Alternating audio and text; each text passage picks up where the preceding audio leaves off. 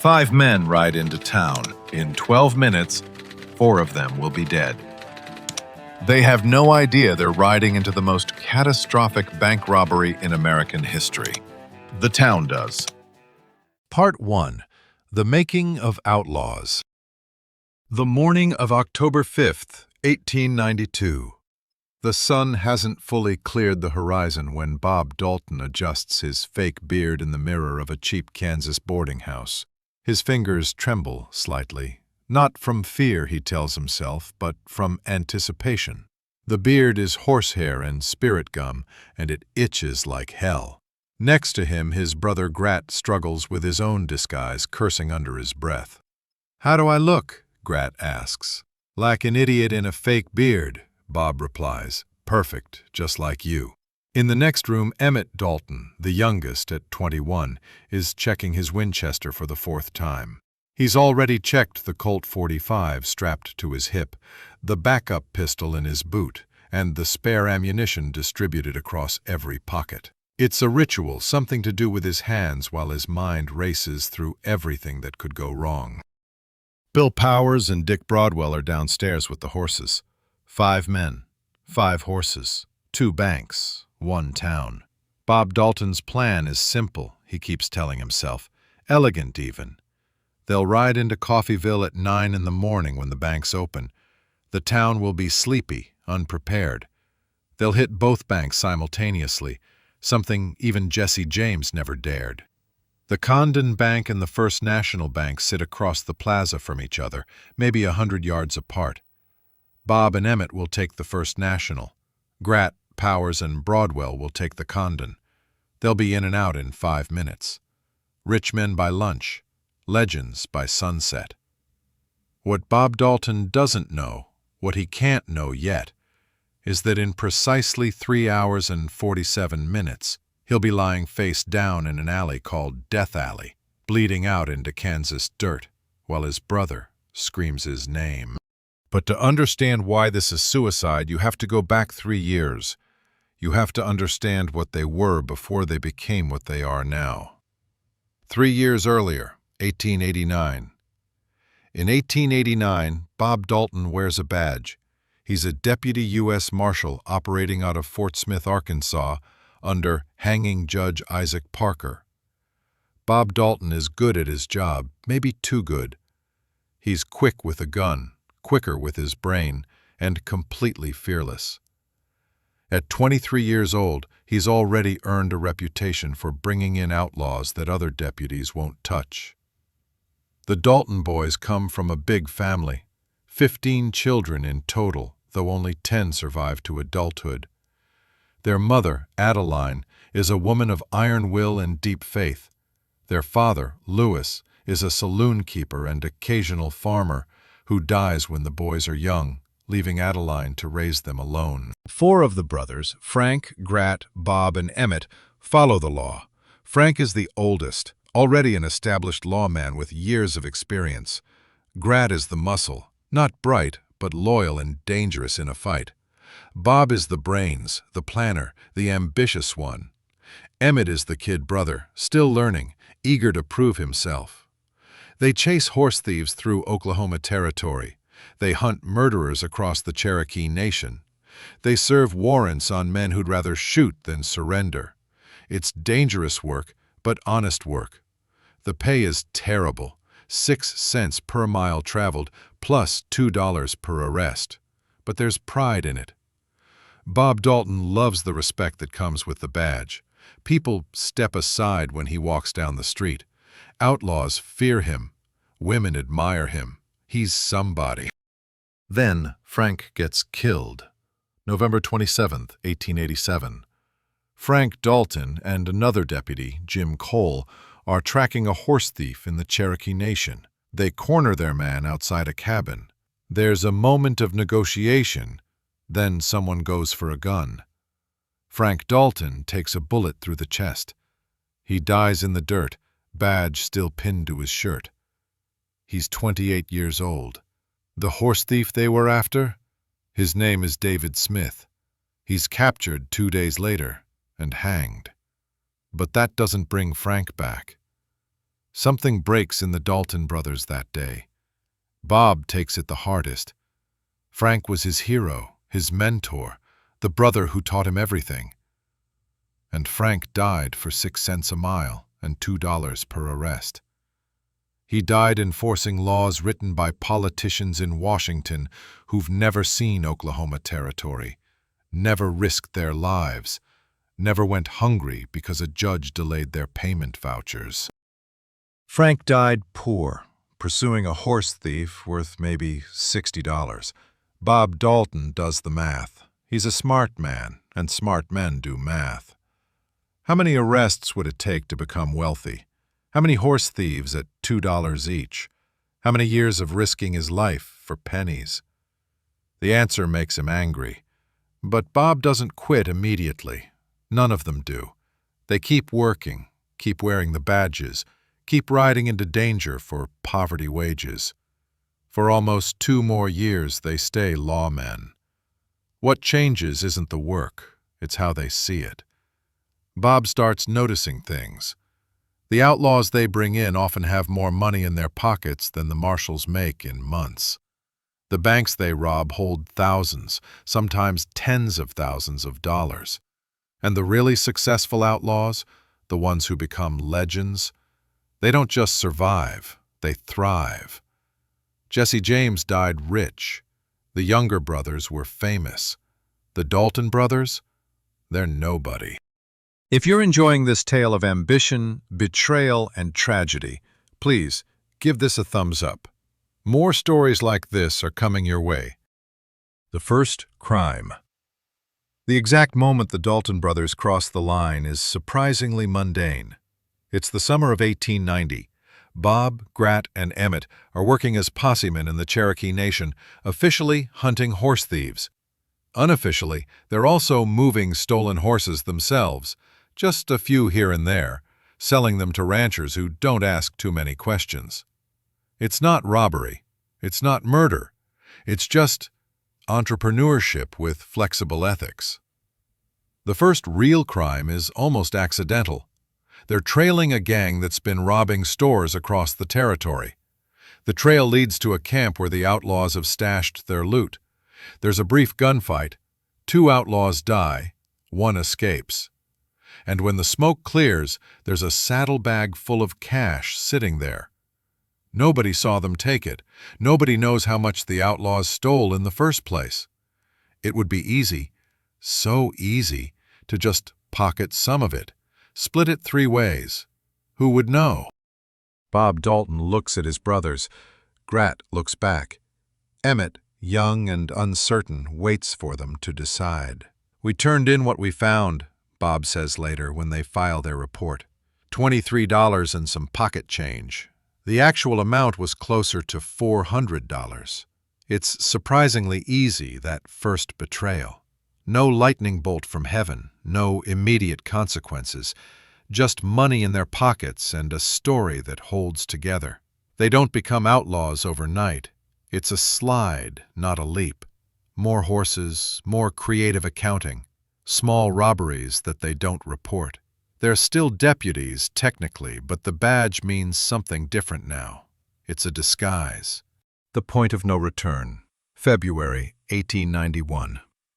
Everything falls apart. Bob and Emmett are in California, visiting their brother Bill and their mother. They've been working small jobs, staying mostly clean, trying to figure out what comes next. Then Bob gets word. There's a warrant out for him and Emmett back in Oklahoma. Something about stolen horses. The warrant is probably legitimate. Bob has been stealing horses, but it doesn't matter if it's fair or unfair, justified or not. What matters is that he can't go back. The law he used to represent is now hunting him. That's when Bob Dalton makes his choice. If he's going to be an outlaw, he's going to be the best outlaw who ever lived, not just successful, legendary. He studies the great outlaws, Jesse James, the younger brothers, the Reno Gang.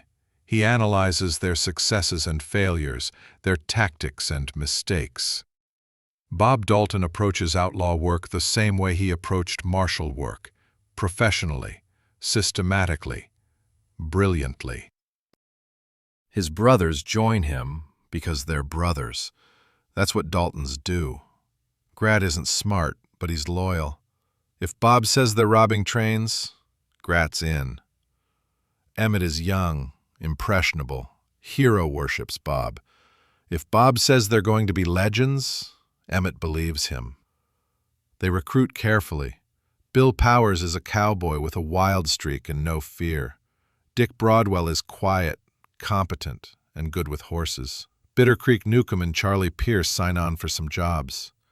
Bill Doolin, an experienced criminal, becomes their most valuable member. They're not just a gang. They're a criminal enterprise, run by Bob Dalton like a military operation. The train robberies begin.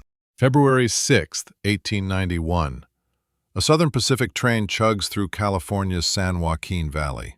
It's carrying payroll for workers in the valley, an estimated $6,000. At a water stop near a place called Alila, 5 masked men board the train.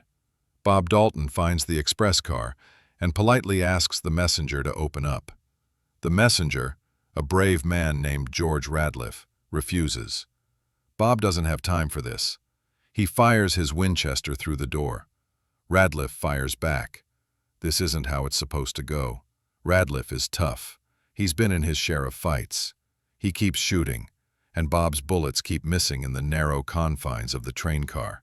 Finally, Bob lands a shot that clips Radliff's arm. Another shot forces him back. The door opens. But Radliff has already done something Bob didn't anticipate. He threw most of the money off the train before surrendering. They find about $300. $300 for all that risk, all that gunfire, all that planning. Worse, the fireman is killed, shot accidentally by the express messenger during the crossfire, not by the gang. The Dalton Gang's first train robbery is a disaster. California wants them badly. The Southern Pacific Railroad offers a reward. Pinkerton detectives start hunting them. Bob, Emmett, and the others flee back to Oklahoma Territory, where at least they know the land. But now both California and Oklahoma want them. They're famous, but not the way Bob intended. They're desperate. Oklahoma Territory, where legends are made. Summer 1891. The Dalton Gang is back home, and Oklahoma Territory is perfect for outlaws. It's barely governed. The land is a patchwork of federal jurisdiction, tribal courts, and competing law enforcement agencies that don't coordinate. There are thousands of square miles of wilderness where a man can disappear. The Indian nations have their own rules, and white lawmen often can't or won't pursue criminals across tribal boundaries. Bob Dalton knows this territory. He worked it as a marshal. He knows which towns have telegraph offices and which don't. He knows which sheriffs are competent and which are cowards. He knows every trail, every hiding spot, every sympathetic ranch where outlaws can rest. This is their advantage, and Bob intends to use it. The gang holes up in various hideouts, moving frequently. Sometimes they stay at their brother Bill's ranch, sometimes with friends in the Osage Nation. They plan carefully, scout thoroughly, and when they finally hit another train, it's different. September 15, 1891. A Missouri, Kansas, and Texas railway train stops at Lilietta Station in the Cherokee Nation. It's night. The station is isolated. Nobody expects trouble. The gang boards fast, controls the situation immediately. Bob has learned from California. This time there's no resistance because there's no opportunity for resistance. They have the train crew covered before anyone can reach for a weapon. The express car messenger takes one look at 5 armed men and opens the safe without argument. Inside, over $10,000. Not a fortune, but respectable. More importantly, nobody gets hurt, no shootout, no wounded firemen, no throwing money off trains. The robbery takes 7 minutes from start to finish. They disappear into the night, splitting up, meeting at a predetermined spot 3 days later to divide the money. Bob Dalton smiles. This is how it's done. The robberies accelerate. Once they get the system down, the Dalton Gang becomes remarkably efficient. June 1st, 1892. They hit a Santa Fe train at Red Rock in the Cherokee Nation. But this one's a near miss. The gang senses danger when the train arrives dark, without lights in the coach windows. They let it pass. A second train comes through, and they board that one instead. The express car's safe is a disappointment, mostly empty. They escape with less than $100, but at least they escape. July 14, 1892. They rob a Missouri-Kansas-Texas train at Adair in the Cherokee Nation. This one goes bad. There's fierce resistance. Bullets fly everywhere. Dr. W.L. Goff, the town physician, steps out to see what's happening and catches a stray bullet. He dies instantly. A bystander is also hit and killed in the crossfire. The depot guard and others are wounded. But the gang escapes with nearly $17,000, maybe $18,000, depending on who's counting. $17,000. Split 5 ways, that's $3,400 each. More than a deputy marshal makes in 5 years. But 2 men are dead, and that changes things. The railroad companies are furious. The federal government allocates serious resources. Deputy marshals who used to work alongside Bob Dalton are now hunting him. The reward on each Dalton brother climbs to $5,000. They're famous now. Newspapers across the country run stories. Some paint them as Robin Hood figures stealing from the railroads. Others call them cold-blooded murderers. Bob reads every article he can find.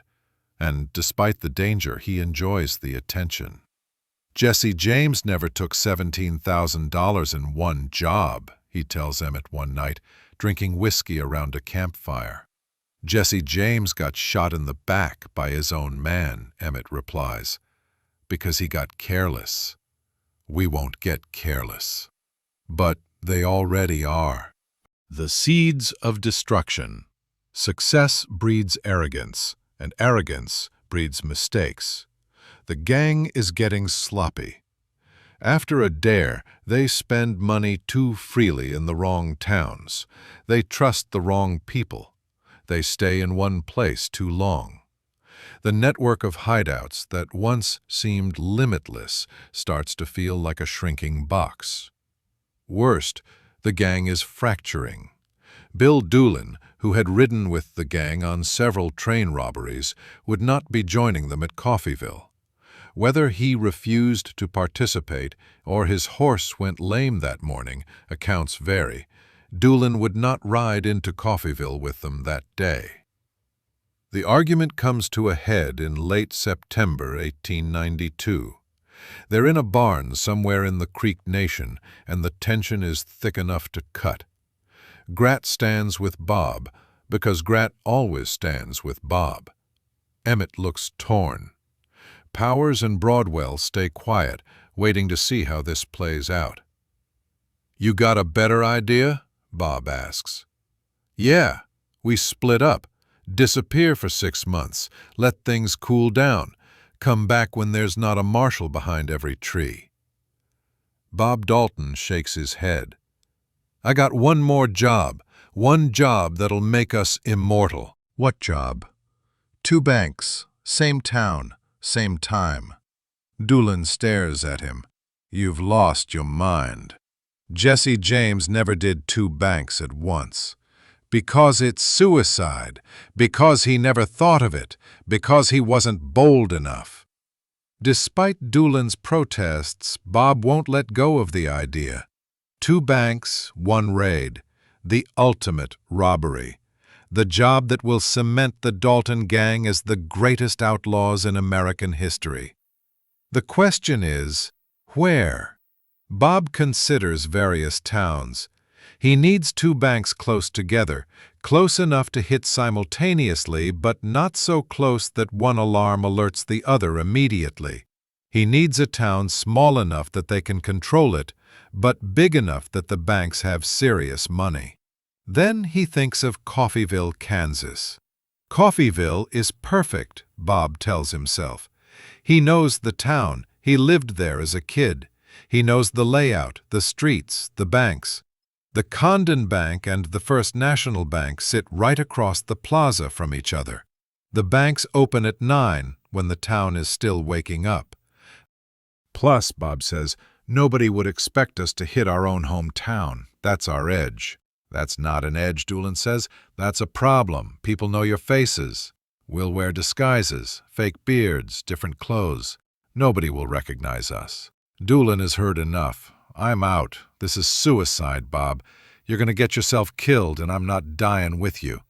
He leaves that night. Bill Doolin, the best outlaw among them, walks away. Bob should see this as a warning. A man with years of criminal experience is telling him the plan is insane.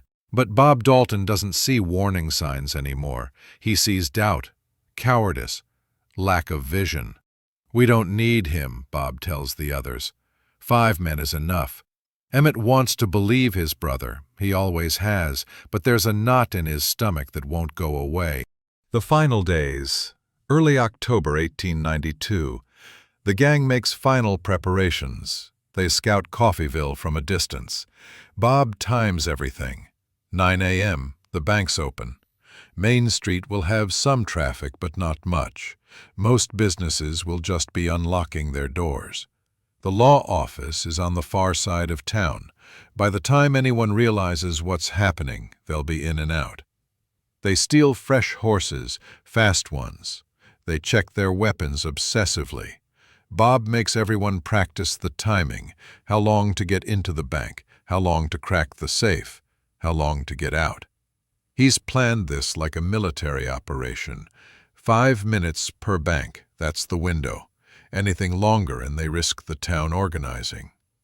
What if people recognize us? Emmett asks one night. They won't. We'll have disguises. But what if they won't?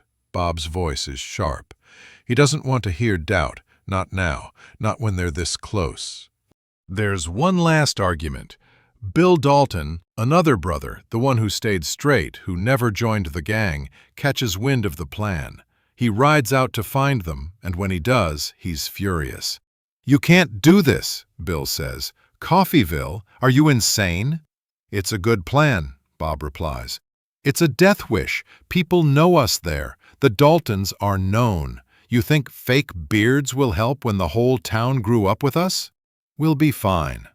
Bob, please, take the money you have, go to Mexico, start over. But don't do this." Bob Dalton looks at his brother, the brother who chose safety over glory, who'll never be remembered, who'll die old and ordinary. "Go home, Bill. This doesn't concern you." Bill Dalton tries one more time.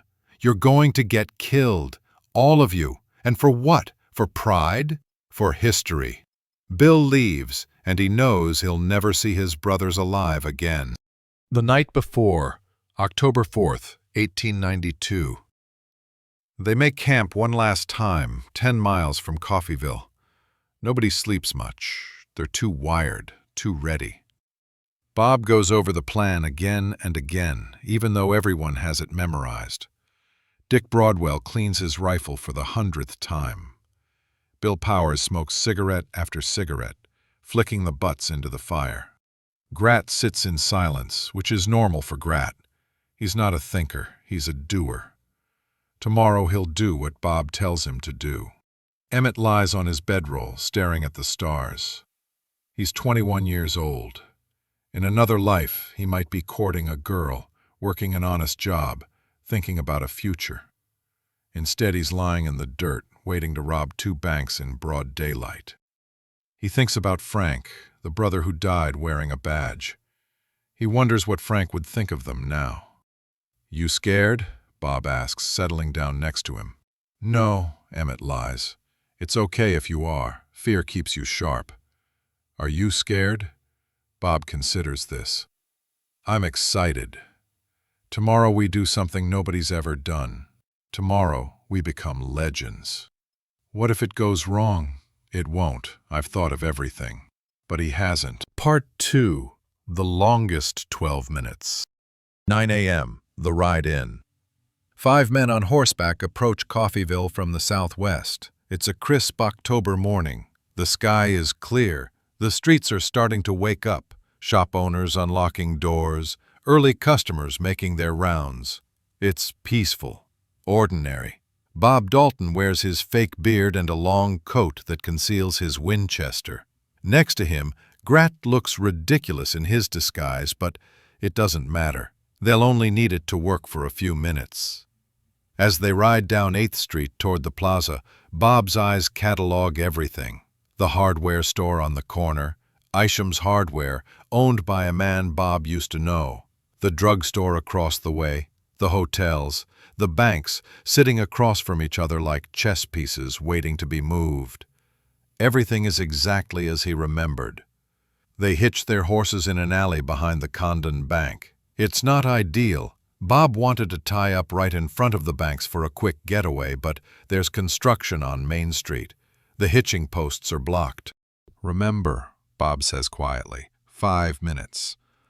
We meet back here, we ride out together. They split up. Bob and Emmett head toward the First National Bank. Grat, Powers, and Broadwell walk toward the Condon Bank. It's 9:03 a.m. 9:03 a.m. Recognition. Alec McKenna is sweeping the sidewalk in front of Isham's Hardware when he sees them. 5 men, moving purposefully. There's something wrong about them. The fake beards, the long coats despite the mild weather, the way they're carrying themselves. But it's more than that. McKenna knows these men. He's known them since they were boys. Those are the Dalton brothers. For a moment, McKenna just stares, his brain struggling to process what he's seeing. The Daltons, here in Coffeyville, walking toward the banks. Then his brain catches up with his eyes. "The Daltons are robbing the banks!" he shouts. His voice carries across the plaza. People stop, turn, look. Bob Dalton hears the shout. His blood turns to ice. They're 30 seconds into the robbery, and they're already blown. Share this story with someone who loves Western history and outlaw tales. Your support helps us create more untold stories from the Old West. 9:04 a.m. Inside First National Bank. Bob and Emmett push through the door of First National Bank with their weapons drawn. There are 3 employees and 2 customers inside. Everyone freezes. "This is a robbery," Bob announces. "Nobody moves, nobody gets hurt." The bank teller, Thomas Ayers, raises his hands slowly. He's been expecting this day for years, expecting some gang to hit Coffeyville eventually. He just never thought it would be the Daltons. Bob jumps over the counter, Winchester pointed at the vault. "Open it." "It's on a time lock," Ayers says. "Won't open until 9:45. "Bullshit." "I'm serious. It's on a timer. I don't have the combination right now. None of us do." Bob's mind races. This isn't the plan. The vault should be open, ready for business. A time lock? Nobody mentioned a time lock. Outside, through the bank windows, Bob can see people running, not running away, running toward something. There are shouts. Emmett is watching the door, his hand shaking on his pistol. "Bob, something's wrong." "Just wait," Bob snaps. He turns back to Ayers. "The safe. Open the smaller safe." Ayers moves to comply, and Bob follows him. Inside the smaller safe is cash, around $11,000. Not as much as Bob wanted, but it'll do. He starts shoving money into a grain sack. Across the plaza in the Condon Bank, things are going even worse. 9:05 a.m. Condon Bank disaster. Grat Dalton is not as smart as Bob. When the Condon Bank cashier, Charles Ball, tells him the vault is on a time lock that won't open for another 45 minutes, Grat believes him. It's a lie. The vault is already open. But Grat doesn't know that, and Ball isn't about to tell him. So Grat does the worst possible thing. He decides to wait. "We'll wait," Grat tells Powers and Broadwell. "Just sit tight." "Grat, they're shouting outside," Powers says. "Don't matter. We wait for the vault." Ball is stalling brilliantly. He's slow with every movement. He keeps making conversation, asking questions, creating delays. Every second that passes is another second for the town to arm itself. And the town is arming itself. 9:06 a.m. The town mobilizes. Coffeyville, Kansas is not going to be robbed quietly. Alec McKenna runs into Isham's Hardware and grabs a rifle off the rack. The owner, Henry Isham, takes another. They load ammunition with shaking hands, then move to the window. Across the street in the Condon Bank, they can see 3 men with guns. "There," McKenna says, chambering around. Next door at Rammel Brothers drugstore, the owner unlocks his gun cabinet. He passes out rifles to anyone willing to take them, a clerk, a customer, a delivery man. Suddenly, there are armed citizens everywhere. The city marshal, Charles Connolly, hears the commotion and runs toward the plaza. He has a revolver, that's all. People are shouting to each other, coordinating without any central plan. Someone should go to the law office for more guns. Someone should block the alley where the horses are tied. Someone should get a clear shot at the banks. This is not a town waiting to be victimized. This is a town preparing for war. 9:07 a.m. The first shot. Bob Dalton exits the First National Bank carrying a grain sack full of money. Emmett is right behind him, walking backward, gun pointed at the bank employees cowering inside. The plaza, which should be quiet, is chaos. There are people everywhere, but instead of running away, they're taking cover behind posts, water troughs, and buildings. And they're armed. Bob sees a man with a rifle in the hardware store window, another man crouching behind a horse trough, a cluster of men with guns near the drugstore. His brain, usually so quick, seems to slow down. This isn't possible. This wasn't the plan. Where did all these guns come from? How did the town organize this fast? Marshal Charles Connolly steps into the plaza, revolver drawn. "Drop your weapons!" he shouts. Bob Dalton doesn't drop anything. Instead, he raises his Winchester and fires. The bullet hits Connolly in the chest. The marshal stumbles, falls, tries to rise, and collapses. He's dead before he hits the ground. That's the first shot. But it won't be the last. Suddenly, the entire plaza erupts in gunfire. 9:08 a.m. Death Alley. The shooting starts from everywhere at once. Rifles crack from the hardware store. Pistols bark from the drugstore. Someone on a rooftop opens fire. The air fills with gun smoke and the whine of bullets ricocheting off brick and wood. Bob and Emmett run for the alley where their horses are tied, an alley that will soon be called Death Alley for reasons that are becoming horrifyingly clear. Bullets chase them. One clips Bob's coat, another shatters a window beside Emmett's head. They're moving targets in a shooting gallery, and the entire town is pulling triggers. Across the plaza, Grat, Powers, and Broadwell finally emerge from the Condon Bank. They've waited too long, far, far too long. The element of surprise is gone. The town is ready. And there's no clear path to their horses. "Run!" Grat shouts, and they do. But running doesn't save them. 9:09 a.m. The carnage begins. Lucius Baldwin is a 32-year-old clerk who's never shot anyone. He's standing in Isham's Hardware with a borrowed rifle, and his hands won't stop shaking. Through the window, he sees Dick Broadwell running toward the alley. Baldwin aims, his sights wavering, his finger tightening on the trigger. He fires.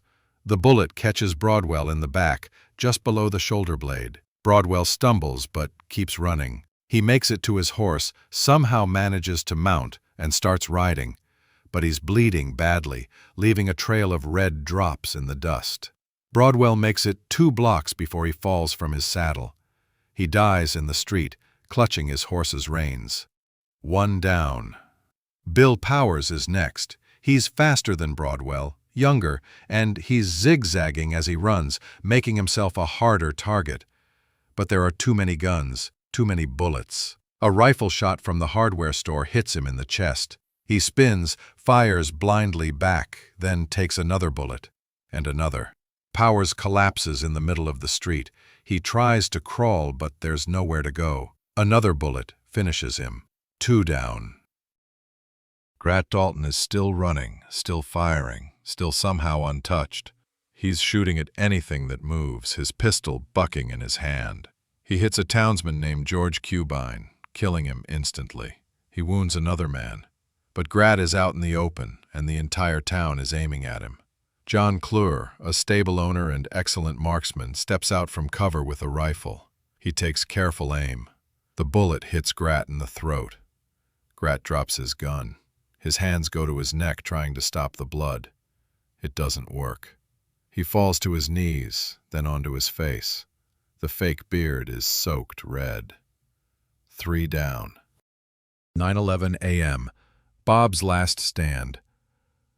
Bob Dalton makes it to the alley. He's dropped the money bag. What's the point now? And he's firing at anyone he can see.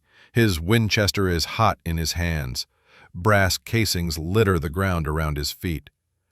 Emmett is beside him, also firing, also shouting something Bob can't hear over the roar of gunfire. Bob sees Grat fall in the street. For a moment, everything stops. His brother, his loyal, stupid, brave brother, dead in the dirt. Then someone shoots Bob. The bullet hits him in the chest, right side, punching through his lung. He gasps, blood filling his mouth, but he doesn't fall, not yet. He raises his rifle, finds a target, fires. Another bullet hits him, then another. Bob Dalton finally drops to his knees. He can't breathe, can't think. The Winchester falls from his hands. Emmett runs to him. "Bob! Bob, get up!" But Bob is done. He looks at his youngest brother with eyes that are already fading. "Get out," he whispers, blood bubbling on his lips. "Run." Then Bob Dalton falls forward into the dirt and doesn't move again. 4 down. 9:12 a.m. Emmett's choice. Emmett Dalton stands over his brother's body, and he has a choice. He can run. His horse is right there. He could mount up and ride. The town's attention is scattered. He might make it. But Bob is lying there, dead or dying, and Emmett can't leave him. He holsters his pistol and reaches down, trying to lift Bob's body. His brother is heavy, dead weight, and Emmett is sobbing as he tries to drag him toward the horse. "Come on, Bob, come on." That's when John Clare fires again. The bullet hits Emmett in the right arm, shattering the bone. He drops Bob. A second shot hits Emmett in the hip. He falls. A shotgun blast from close range catches him in the back. 18 pellets of buckshot tear through his body. Emmett Dalton collapses across his brother's corpse. The shooting stops. Part 3. The Aftermath. 9:13 a.m. The silence. For a moment, there's no sound at all. The gunfire has stopped. The smoke is clearing. The plaza looks like a battlefield, and it is. Bodies lie in the street. Blood pools in the dust.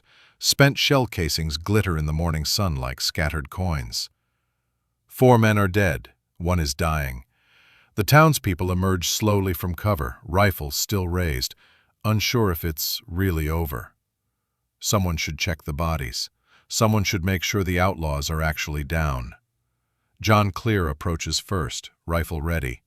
He nudges Bob Dalton with his boot. No response. Bob's eyes are open, staring at nothing. There's a remarkable amount of blood. Grat Dalton lies face down in the street, the wound in his throat still seeping. His fake beard has come partially loose, hanging by a thread of spirit gum.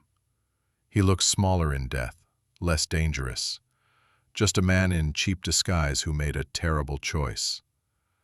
Bill Powers and Dick Broadwell are sprawled where they fell. Powers has 4 bullets in him. Broadwell made it the farthest before dying, almost a block away, as if distance could save him. Then someone notices Emmett is still breathing. The survivor. Emmett Dalton has 23 gunshot wounds, 23 separate bullets plus 18 pellets of buckshot embedded in his back. His right arm is shattered, his hip is broken. There are holes in his chest, his legs, his side. He's lying in a pool of his own blood, draped across Bob's corpse like he's trying to protect his brother, even in death. No one expects him to survive the next 5 minutes. "Should we get a doctor?" someone asks. "Won't matter," another voice replies. "He's done." But they carry him to a nearby hotel anyway, the Farmer's Home Hotel, and lay him on a bed. The bed sheets are white. They don't stay that way long. Dr. W.H. Wells arrives and examines Emmett. The doctor's face says everything. This is a waste of time. This man is dead, he just doesn't know it yet. But Dr. Wells starts working anyway because that's what doctors do. He removes bullets where he can. He bandages wounds. He splints the shattered arm. He works for hours, expecting Emmett to die on the table at any moment. Emmett doesn't die. His pulse, weak and thready, keeps going. His breathing, shallow and ragged, continues. Against all logic, all medical understanding, all reasonable expectation, Emmett Dalton clings to life. The spectacle. Within hours, Coffeyville transforms into a circus. The bodies of the Dalton brothers and their gang members are laid out on the plaza for public viewing, a grim exhibit of frontier justice. Someone props them up against a wall for photographs. The fake beards are still attached to Bob and Grat, making them look absurd even in death. Hundreds of people come to stare. Farmers leave their fields, families bring their children, people ride in from neighboring towns. They want to see the famous Dalton Gang, the outlaws who thought they could rob 2 banks at once. Photographers set up their cameras. These images will be sold as postcards, souvenirs of the day Coffeyville stood its ground.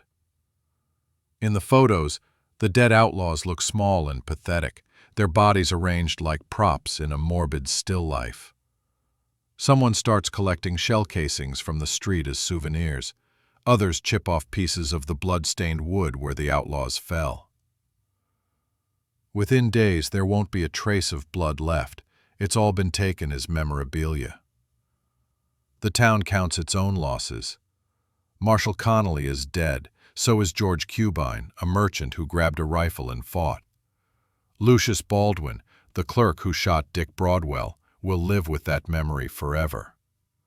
3 other townsmen are wounded but will survive. The newspapers arrive by the dozen.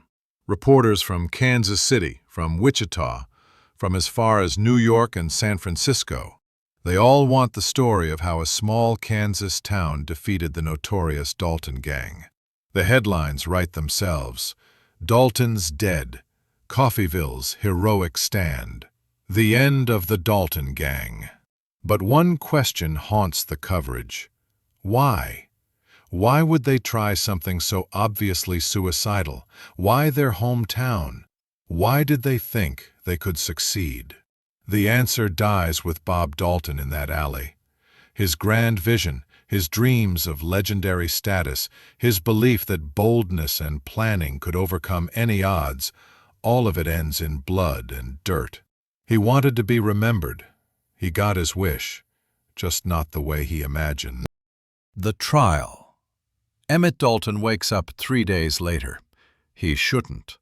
By all rights, he should have died on that hotel bed, or from infection, or from blood loss, or from any of the dozen complications that follow 23 gunshot wounds. But he doesn't. The first thing he sees is a deputy sitting beside the bed, watching him. The deputy looks almost disappointed that Emmett is alive. "Welcome back," the deputy says, without warmth. Emmett tries to speak. His mouth is dry, his throat raw. Finally, he manages one word. "Bob?" The deputy doesn't answer. He doesn't need to. Emmett can see the truth in his face. They're all dead. All of them. Grat, Bob, Powers, Broadwell. Emmett is the only one who survived, and he'll spend the rest of his life wishing he hadn't. The trial is a formality. Emmett Dalton is guilty. There's no question, no debate, no room for reasonable doubt. Hundreds of witnesses saw him rob the bank. He killed men, or tried to. He participated in an act of violence that left 4 citizens dead. His lawyer makes a brief case. Emmett is young. He was led astray by his older brothers. He's already paid an enormous price. His body is shattered, his arm permanently crippled, his health ruined. Surely mercy is appropriate. The prosecution counters. 4 good men are dead because of the Dalton Gang. Mercy? Where was the gang's mercy when they opened fire in a crowded plaza? Where was Emmett's conscience when he helped rob those banks? The jury deliberates for less than 3 hours. Guilty on all counts. The judge looks down at Emmett, who sits in the courtroom, unable to meet his eyes. Emmett is 21 years old. He looks 50. The wounds haven't healed properly. He'll never fully heal. "Emmett Dalton," the judge says, "I sentence you to life imprisonment at the Kansas State Penitentiary at Lansing. Life, not death." Emmett isn't sure if that's mercy or cruelty. Behind bars, the Kansas State Penitentiary is a limestone fortress that looks designed to crush hope. Emmett arrives in chains, still recovering from his wounds. The other prisoners stare at him, some with respect, most with curiosity. He's famous. The last of the Dalton Gang, the only one who survived Coffeyville. He's also broken. Prison routine is unforgiving. Wake at dawn, work in the quarry or the workshop. Meals of thin soup and hard bread. Lights out at 8. Day after day after day, stretching into years, stretching into decades. Emmett's arm never works right again. The shattered bone healed crooked. He can barely lift it above his waist. His hip aches in cold weather, and Kansas winters are brutal. The buckshot scars on his back pull tight when he moves, a constant reminder. But physical pain is nothing compared to the other kind. At night, in his cell, Emmett sees them. Bob, lying in the alley with blood on his lips, telling him to run. Grat, falling in the street with his throat torn open. Frank, who died years earlier wearing a marshal's badge. His mother's face when she learned that 3 of her sons died in a single morning. The nightmares never stop. The years pass. Emmett Dalton serves 14 years. 14 years of stone walls and iron bars. 14 years of watching the world change through prison windows. 14 years of becoming something he never imagined. Old. He ages rapidly in prison. The wounds, the poor nutrition, the constant stress, they take their toll. By the time he's 35, he looks 50. By the time he's 40, he could pass for 60. But something else happens, too. Emmett changes. He reads. He educates himself. He thinks about the choices he made, the brothers he lost, the life he threw away. He writes letters to his mother until she dies, to his remaining brothers, to parole boards. In his letters, he doesn't make excuses. He doesn't blame Bob or society or bad luck. He takes responsibility. What they did was wrong. What he did was wrong. He wishes he could undo it. He can't. In 1907, after 14 years of model behavior and repeated petitions, the governor of Kansas grants Emmett Dalton a pardon. He walks out of prison at age 36, free, but not really free. He'll carry Coffeyville with him forever. Life after death. Emmett Dalton moves to California and does something unexpected. He becomes successful. He works in real estate. He writes. He consults on Western films, Hollywood loves ex-outlaws who can tell authentic stories. He marries Julia Johnson, the woman who waited for him through 14 years of imprisonment. They build a quiet life together. In 1931, he publishes a book, When the Daltons Rode. It's part memoir, part cautionary tale. In it, Emmett is honest about the violence, the stupidity, the waste. He portrays Bob not as a hero, but as a brilliant man destroyed by his own ego. He writes about Coffeyville not as a glorious last stand, but as a preventable tragedy. The book sells well. Hollywood adapts it into a movie. Emmett consults on set, watching actors portray his dead brothers, watching a stuntman fall in Death Alley over and over again, perfecting the choreography of dying. It's surreal, disturbing, and necessary. Emmett wants people to learn from his mistakes. He wants young men tempted by outlaw life to understand. It's not romantic. It's not glorious. It's bullets and blood and dying in the dirt while your kid brother screams your name. But mostly, people just want the excitement. They want the legend. They want Bob Dalton's audacity without the consequences, the thrill without the death. The Return, October 1931. Emmett Dalton does something he swore he'd never do. He returns to Coffeyville. It's been 39 years since that October morning. The town has changed. Paved roads now, automobiles instead of horses, electric lights, telephone wires. The banks are still there, still doing business, but everything else is different, except the memories. The town invites Emmett back for a dedication ceremony. They're unveiling a marker, not celebrating the robbery, but commemorating the town's defense. The mayor gives a speech. Veterans of the fight are honored. The widows of the dead lawmen attend. Emmett stands to the side, watching. He's 60 years old now, gray-haired and walking with a cane. The buckshot scars still ache. His ruined arm hangs stiff at his side. Someone asks him to say a few words. Emmett approaches the podium slowly.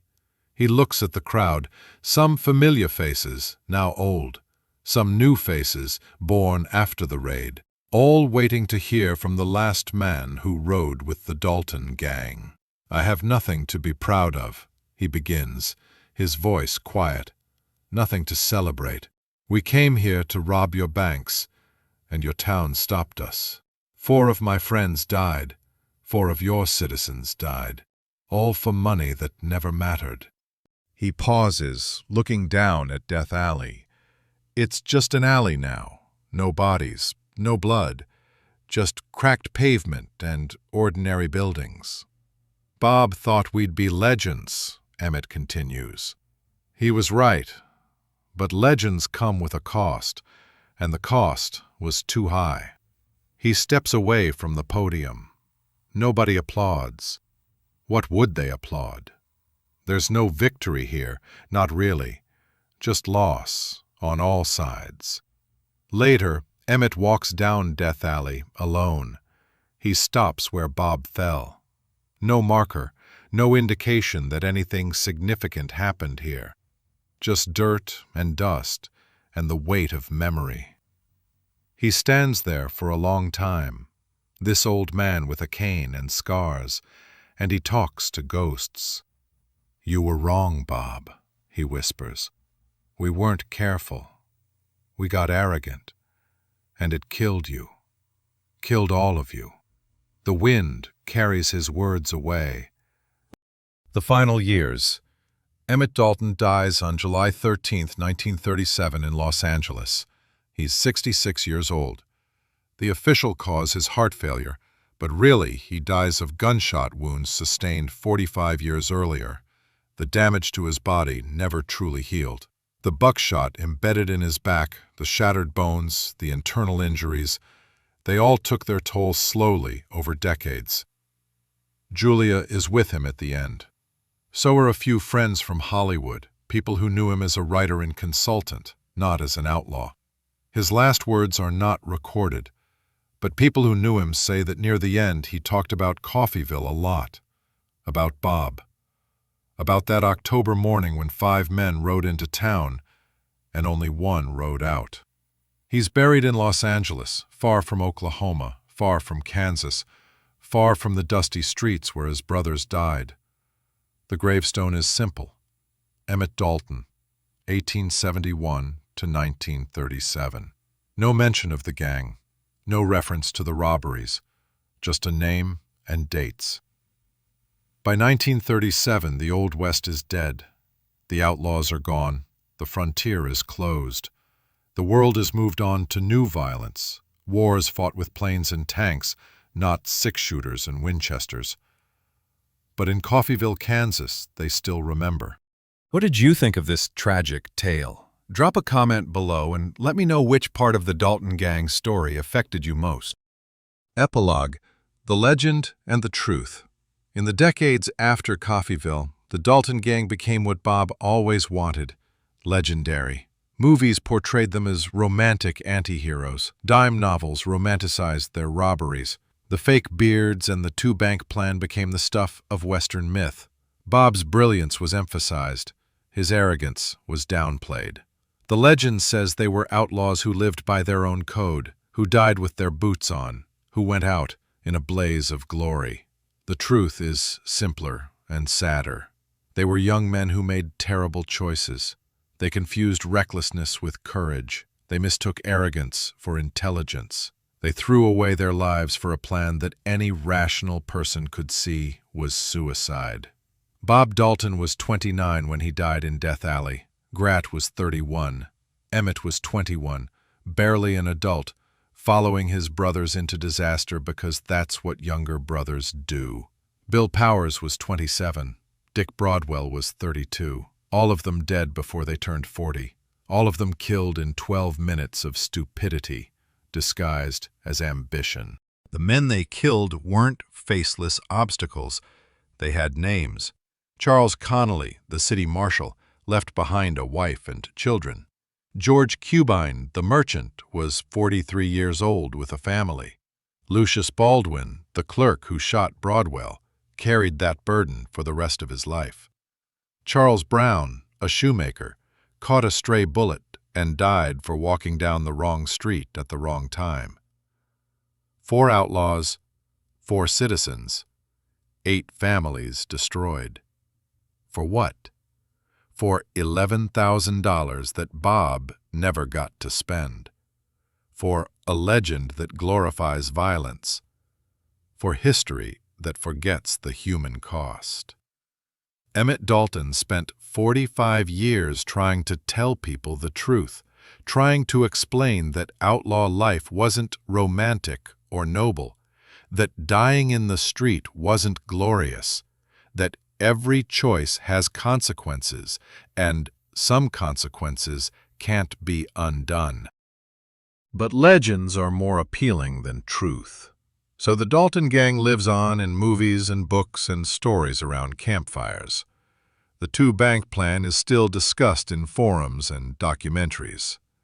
Bob's audacity is still admired, and somewhere, maybe, Emmett Dalton's ghost shakes his head and thinks, "You're all missing the point. The point isn't that they tried something bold.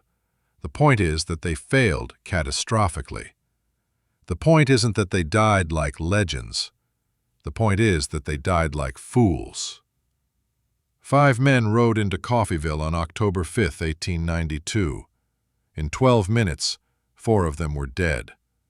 The 5th spent the rest of his life wishing he was the 5th. That's not a legend. That's a warning. Discover more untold stories from the American West and frontier history. Explore the complete histories of legendary figures and forgotten tales. Available now on Amazon. Continue your journey through the era that shaped a nation.